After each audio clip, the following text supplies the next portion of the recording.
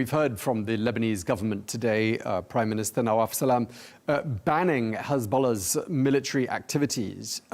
It's one thing to use words, but can that ban really be enforced at this stage? You know, it's very important now to see how the government is going to implement this, because implementation is the key here. You cannot keep on talking and talking and not doing anything about it, because, you know, we saw how these weapons and what the decisions that Hezbollah has taken for the last few years, how they really brought Lebanon years back in terms of development, in terms of living standards for people, in terms of just having a normal life for the Lebanese.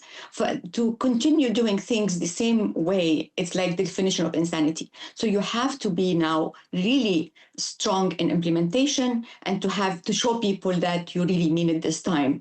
And now they have the opportunity. This is a very big opportunity. The international community is behind the government in this.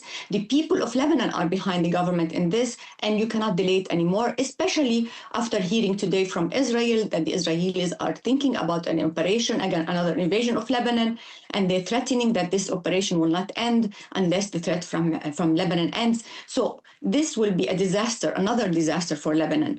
So it's important. Implementation is very important. And when I was reading the statement of the government, I noticed something which contradicts the first part of the statement, which the first part talks about, you know, banning Hezbollah's weapons and it's illegal, whatever. And in the second point, they talked about implementing the plan of February 2026, which limits the Hezbollah weapons to the north of Litani. You cannot do these things anymore. You cannot limit it in any. You have to delimit it all over Lebanon. You cannot anymore talk about limiting in this area or not area. Things are really dangerous now for Lebanon, and we have to change the way we are doing things.